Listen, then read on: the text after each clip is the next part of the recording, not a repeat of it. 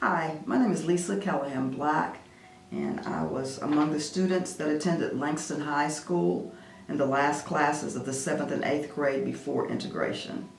I am here this morning to represent those classes.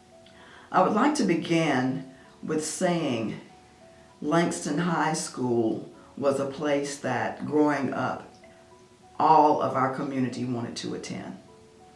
It was historical, it was a part of our community within the community, and everything positive happened at Langston High School. I can say the first day of registration was kind of daunting because you walked up these steps of this historical place, and right inside the hallway were the trophy cases that had all the trophies of football and basketball and band competitions. So you knew at that time that your life had begun at a different level and that you were finally at Langston High School, the Langston High School that my parents had talked about, the neighborhood had talked about, and that you were very, very proud to be there. I'm grateful for being a part of that heritage.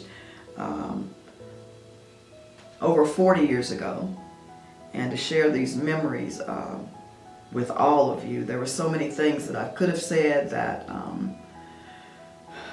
would bring back maybe the sadness of the day we were told that Langston High School would be closing.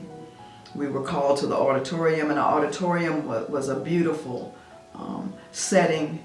I can see the drapes with LHS on top.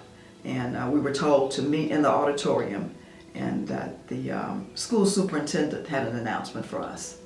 And it was that we would not be attending segregated school at that time. The schools would be integrated. It was a very sad day.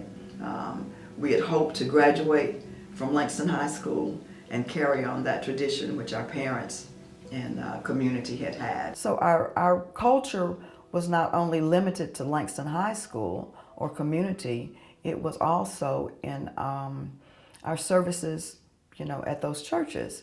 At that time, and I think it's hard to explain, whereas segregation was segregation, whether it was in a church setting, whether it was at school, whether it was in community.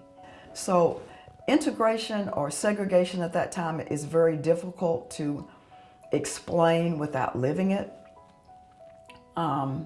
We did have persons that worked out.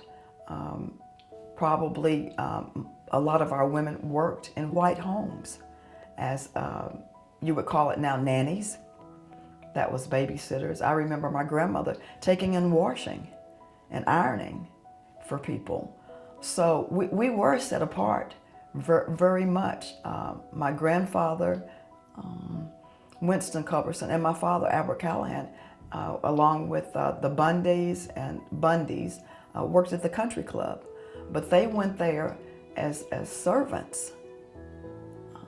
So there's a lot of facets of integration or segregation at that time, and that's the reason Langston was so dear to us, because outside of the church setting or your homes, that was a place where we were taught, as you said, we were educated, and it was a place of excellence.